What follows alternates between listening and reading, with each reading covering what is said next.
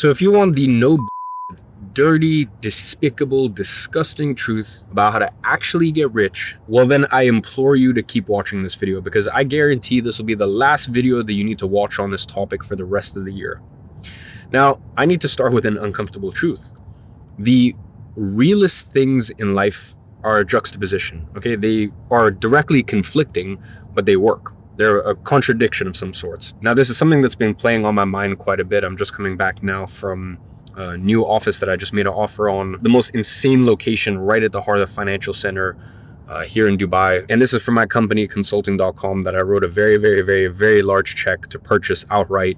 This company has been operating for a decade at this point, and we work with about 20,000 clients per year, all the way from large enterprise businesses in our space doing $10 million a month, all the way to small business owners right at the beginning of their entrepreneurial journey. And I'm always trying to spot patterns because we have a lot of data. As I said, we work with so many clients, and outside of being the owner of consulting.com, I'm also the co-owner of WAP. And on WAP, people make over $200 million a month on our platform as it currently stands. And that's growing crazy month on month on month. So I just see a lot. And as I see a lot, I always try to step back and, as I said, recognize a pattern. I'm like, is there something that between all of these individuals and all of these businesses, is there a common thread? Is there something that when I spot it, it's very indicative that this person will not only do well for themselves, but well and truly be rich? And in this video, I will tell you what that is. Now, quick word of warning, as I mentioned, it is a contradiction, but the best things in life are always contradictions, because most of what actually works in life looks contradictory, at least on the surface. Let's think about a few things. Discipline plus freedom, ambition plus patience, and really the topic of this video, which is respecting money, but at the same time being indifferent towards it. And I hope you understand the severity of this topic, because if you get this wrong, money either controls you or it avoids you entirely. Most people simply have a broken relationship with money, okay? People don't hate money, they just project onto it. Growing up, people say, oh, money changes people, more money, more problems, rich people are greedy. And there's a underlying core issue here, okay? People attach identity and emotion to money, and they don't understand its function at its core, okay? You need to understand that money is not moral, it's infrastructure, okay? Let's use another example in life. You don't respect electricity, you understand it, but you don't have an emotional attachment to electricity, okay? It's simply a tool, it's something that serves you, it's something you utilize, it's energy, it's a way to improve your life. It's something you respect, it's something you should appreciate, should cherish, but it doesn't have a grasp or a chokehold on your sense of self. So you need these two sides of you, okay? First things first, you need to respect money. And I can tell you, as someone who has been in the space for 10 years, as someone who has the back-end data for all these entrepreneurs in their mid-20s, mid-30s, I can tell you that a lot of them, unfortunately, do not respect money. Even though many of them I've tried to help, I've tried to advise, I've tried to be an older brother of some sorts, because, I've made many, many, many mistakes. I've done things out of ego. I have made foolish investments, foolish decisions, short-term decisions. I have done it all, okay? And with all of that being said, I've still managed to not only have a lot of inflow of money, but also then multiply that money many, many, many, many times over. So listen, I've done well for myself in life. And, by the grace of God, I've been very fortunate to be in that position. And it breaks my heart to see. But I think also sometimes, like, people in a sense get what they deserve. And I really do hope you understand, especially if you are someone that's been fortunate enough, or I guess also unfortunate enough, because it can be the biggest blessing and the biggest curse at the same time when you come into a lot of money at a young age. I hope you understand that it doesn't last forever. There'll be good months, there'll be bad months, there'll be good quarters, there'll be bad quarters, there'll be good years, there'll be bad years, and everything you do in life will decay. I've seen many a time where people start making some money and they think, okay, well, I found a system that works, and then this will just keep working for the rest of my life. And it's really not that simple. First things first, systems, I said, always decay. Their natural tendency is always to decay. Competition floods the market.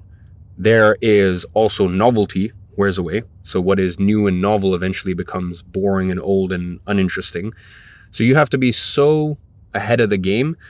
And I also think the money runs away from you, I said, when you don't respect it. Why would something want to move towards a custodian that doesn't respect it? You know, if someone doesn't treat you well, would you want to move towards them? No, of course not. And, as I said, there's that side of yourself that needs to exist. I've made many a mistake. I'm not sitting here saying I'm perfect. I've made many a mistake in my career. But all in all, I would say I'm quite pleased with the way that I have respected money as time has gone on. And I also think a lot of that is how you're raised and where you come from and certain things that you go through growing up. And then also as you grow older, what influences you have and maybe what you define as success. I will say I think it's a bit unfortunate. I think some people do look online and they see supercars and toys and this and that, and they think that's success. And, I've even been put up in that light before, even though, it's such a tiny part of my net worth. And in fact, a lot of the toys I have, I end up making money on them, but that's a separate discussion. Unfortunately, some people haven't lived long enough to understand that there's a very, very, very large asset class of alternative assets, which a lot of cars and especially a lot of watches of which I've made millions of dollars wearing. But anyways, I said that's a separate conversation. My point is, when you have influences, and I've seen it a lot, especially people in their 20s and 30s, they listen to a lot of rap culture and whatnot, and they do not respect money. And when you don't respect money and when you are braggadocious and this and that, like, I don't care. With my team, I get pissed off when I'm spending $50 or $100 a month on a subscription that we don't need. Is that going to change my life? No, not at all. I'm pissed off when we overpaid for something when we didn't need to. I'm pissed off on my team when they didn't negotiate. Okay, cool. If we pay for this in full, if I'm paying for something in full, whether that's me personally or my company, and we can negotiate something and pay in full and save 20%, that's the equivalent of me making 20% in the market.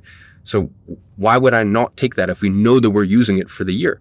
Okay, so my point is, it doesn't matter how far along you get in life, you need to respect money. And I hope that you understand that when you see certain individuals online that don't respect money or talk about it in a certain way, or it's, everything's like a throwaway, like, oh, I have so much money, I don't know what to do. And then, like, I know what goes on behind the scenes, and it's not pretty, and that's not real money. And I can tell you that's the sort of people that money will run very, very far away from. Okay, you need to respect it. You need to respect it. Money will always test your character, okay, before it rewards competency. Quite simply, these individuals don't respect money, so money doesn't stick around. And now we have the juxtaposition. We have the opposite side. And I see this as well. And it also does in my head in. And this is why, like, all conversations in life are nuanced, okay? So, it's funny. I've even been pinned up as, oh, he lives so lavish. And it's like, okay, respectfully, if I spend 15% of my distributions, aka what I pay myself, in salary and bonus for my companies, and there's many companies I don't take any money out of, and that also doesn't factor in my investments, of which in 2025 I made multiple 8 figures from, I think I'm allowed to spend some money, right? So, like, there's the one camp which is like, if you spend any money, well, then you're XYZ. And then there's the other camp that doesn't respect money. And everything in life is a balance, okay? So I see the opposite side of people who hoard and stagnate money. And you need to understand that money is simply stored energy. And energy must move, okay? That energy must go somewhere. So please do not turn into the second extreme, which is the people who freeze, hoard, and overprotect, okay? As I said, money is simply stored energy. Energy that doesn't move decays, okay? Now, bear in mind, I'm not saying you need money to come in and then just leave and it goes out. No.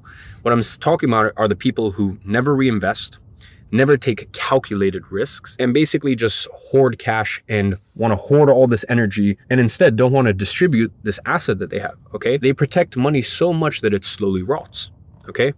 And that isn't prudence. It's insecurity disguised as responsibility. It's fear. And once again, money doesn't want to run towards people that don't respect it, but also doesn't want to run towards people that aren't gonna appreciate it. And to appreciate money is also to understand how to deploy it and how to use it correctly. And most importantly, it's also never going to run towards people that are desperate for it. So all of this simply comes down to the understanding that you need to respect money while being indifferent to it. The theme here is paradox. And as I said, the truth in life most of the time is a paradox. So you might be sat here wondering, okay, cool, how can I respect money and also be indifferent towards it?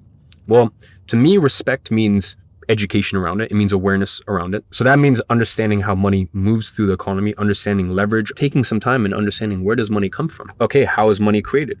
All right, well, the government doesn't print them. All right, understanding who is the Federal Reserve. Okay, it's not the government. Understanding what is money backed by, or in fact, the lack of what is backed by. To me, when you respect something, it means that you research it, you appreciate it, and you also appreciate the consequences of it. Now, on the flip side, you have to be indifferent to it. And indifference to me is just emotional neutrality. Numbers up, numbers down, don't spike your heart rate. Wins do not inflate your ego. Losses do not collapse your sense of self. The main takeaway here is that the moment money excites you or scares you, you've lost. Okay, you're a slave to money. And I'll be honest, I think everyone can make a incredible living in life. And I think everyone can be successful. Do I think everyone has what it takes to be extremely wealthy? No. I'll be honest, I think some people just simply don't have that in them. And I think some people simply, their relationship with money is too far gone. It's too broken. And until they fix that, there's no techniques, tactics, step by step that can fix that for them. Now, I think you can have very, very wrong beliefs around money and still make 10, 20, even 30 grand a month. But I'm talking about like real, like serious wealth. You simply cannot build something of that scale with a fragile nervous system. So I think just so you understand, like when you look at why have people been blessed with so much money, I will say a lot of it is luck and God's grace. Anyone who's truly successful and doesn't acknowledge that is just lying to themselves and the world. But I think one of the other big reasons and one of the other big factors is that capital flows to calmness. What I mean by that is money trusts people who don't need it emotionally. Okay, it flows to those who allocate it well. So because I want to respect your time and, with risk of sounding like a broken record, really just to summarize it, respect money enough to understand it, but be indifferent enough to not worship it. The people who chase money repel it. The people who understand it attract it. So with that being said, I hope today's message landed for you. It's something that I've been thinking about a lot. And with that being said, I'm incredibly excited to show you guys the new office. It's on the smaller side for us, at least. We have 2 offices in New York, one for WAP and one for one of our other businesses. It's only about 1,500 square feet, but I'm based in Dubai 6 months a year. So I wanted another office just for my main home base. And I'll be inviting a lot of our consulting.com clients there in person. I love to get as much feedback and perspective and one-on-one time with our clients as humanly possible. So excited to show you guys that. I hope you took something away from today's video. And as always, I'm watching from afar and I'm rooting for you.